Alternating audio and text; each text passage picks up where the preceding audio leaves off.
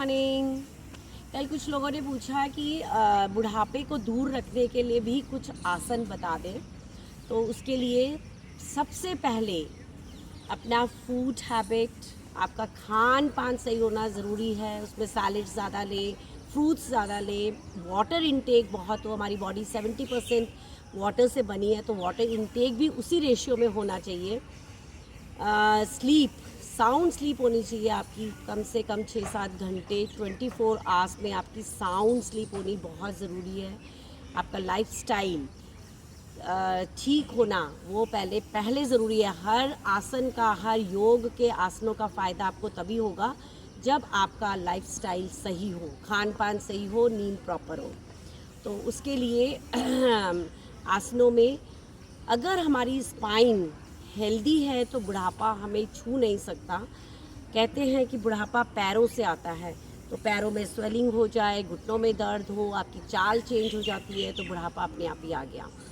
तो इसके लिए आपका, हमारी नी प्रॉब्लम है, साइटिका पेन है, किसी भी तरह की प्रॉब्लम हमारी स्पाइन की वजह से होती है। बॉडी में किसी भी तरह का दर्द हमारा स्पाइन से शुरू होता है, और जब हमारी बॉडी में पेन आती है तो हमारा बॉडी अपने आप ऑटोमेटिकली स्टिफ हो जाता है।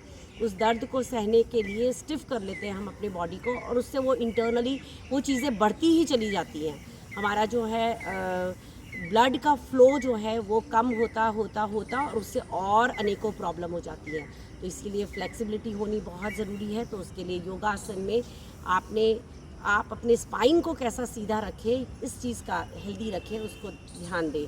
तो हमारा मोस्टली जो दिन भर का जो दिनचर्या है उसमें क्या होता है कि फॉरवर्ड बेंडिंग, हम कोई भी काम कर रहे हैं तो आपका फॉरवर्ड बेंडिंग से ही काम होता है। तो जो हमारी जो स्पाइन है वो आगे को इजीली झुक जाती है, पीछे को उसको हमने बरकरार रखना होता है। तो उसके लिए आपको पीछे वाले आसन करने चाहिए। सबसे पहले तो आप हाथों को इस तरह से सीधा रखें और सीधे ही अपनी स्पाइन को सीधा लाते हुए इस तरह से बैठें। सीधी होनी चाहिए आपकी बैक, फिर खड़े हों। इसको आप पहले सिर्फ 5 टाइम्स ही करें। सांसों के साथ नीचे जाएं तो सांस छोड़ें, ऊपर आए तो सांस भरें। इसको पहले आप 5 टाइम्स करें, फिर 10 करें, फिर 15 करें, फिर 20 करें। धीरे धीरे इसको 30-40 तक लेके जाएं। अगर आप किसी भी तरह से अपने बॉडी में कुछ करना चाहते हैं, कुछ भी चाहते हैं कि मोटापा कम करना है, तो उसी के आसनों में कंसंट्रेट करें। फिर सब तरफ नहीं भागें, सिर्फ उसी में देखिए कि वो क्या करना है। अब आपने बुढ़ापे को दूर करने के लिए अगर आसन करने हैं तो उन्हीं आसनों पर ध्यान दें और कुछ टाइम तक उसी को करें। दूसरा, चक्र आसन इसके लिए बहुत अच्छा है। आपका उष्ट्रासन, आपने अपनी बैक को किस तरह से बेंडिंग में करनी है, तो उष्ट्रासन पहले आप इस तरह से अर्ध उष्ट्रासन करें, अर्ध उष्ट्रासन की प्रैक्टिस करें, फिर धीरे धीरे उष्ट्रासन में जाएं। ये देखिए आपका पूरा बॉडी इसमें प्रभावित हो रहा है। आपके शोल्डर्स, आपके थाइज, आपके लेग्स, आपकी स्पाइन, पूरी बैक हो रही है। अर्धचंद्रासन, इस तरह से आप पूरा का पूरा बॉडी को पीछे से पीछे इस तरह से आपने स्पाइन को पीछे की तरफ लेके जानी है।